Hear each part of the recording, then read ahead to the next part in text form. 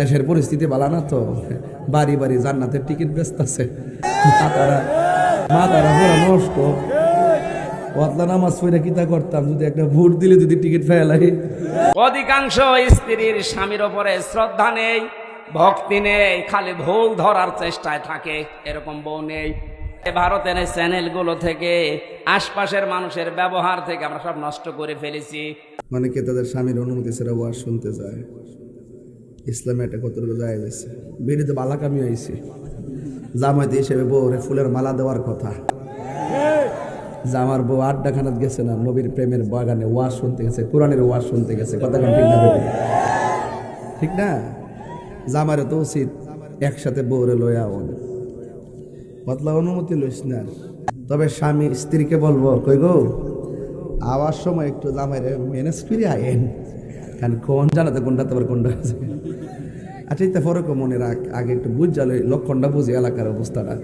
দেশের পরিস্থিতি ভালো না তো, বাড়ি বাড়ি জান্নাতের টিকিট বেচতেছে। মাথারা পুরো নষ্ট।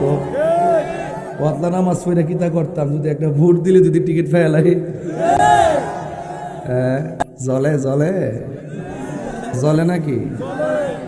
তাহিরে যদি আজকে কই যে একটা কলা গাছে আর কোনো হোমনার ভিতরে সুন্নির ভোট সুন্নিরে দিলে সুন্নি এমপি হয়ে যাবে, কিন্তু সুন্নি দিত না।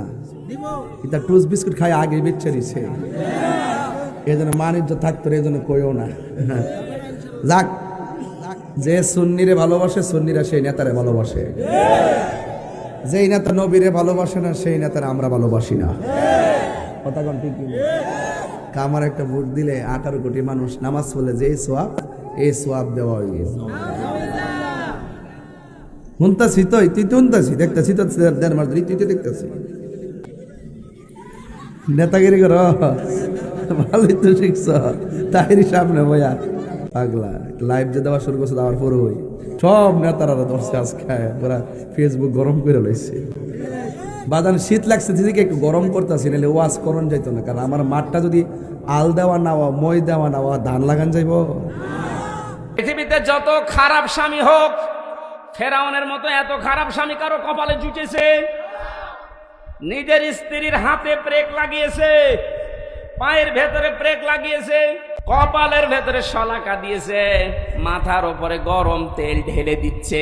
এই যে অত্যাচার করে আমার স্বামী নিজে আর লোক দিয়ে করায়, এই জালেমদের হাত থেকে তুমি আমাকে বাঁচাও। কিন্তু আল্লাহ তুমি রাগ করে আমার স্বামীর উপরে গজব দিও না।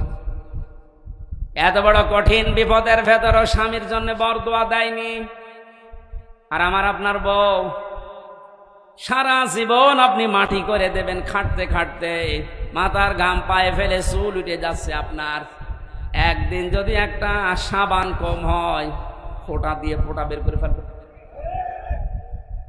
বরদোয়া তো আছেই বাংলা আরবি মিলে না। আমরা এরকম পারিবারিক জীবন চাই না। বিশ্ব নবী মুহাম্মদুর রাসূলুল্লাহর স্ত্রীর দিকে তাকান, তার পারিবারিক জীবন কেমন ছিল। হযরতে আয়েশা বলেন, মুহাম্মদুর রাসূলুল্লাহ আমার স্বামী, তাকে আমি গোসল করাতেছিলাম, হঠাৎ রক্ত আর পানি প্রবাহিত হয়ে যাচ্ছিল। নবীজি বললেন, আয়েশা পানির ভেতরে রক্তের মতো লাল কি দেখা যায়?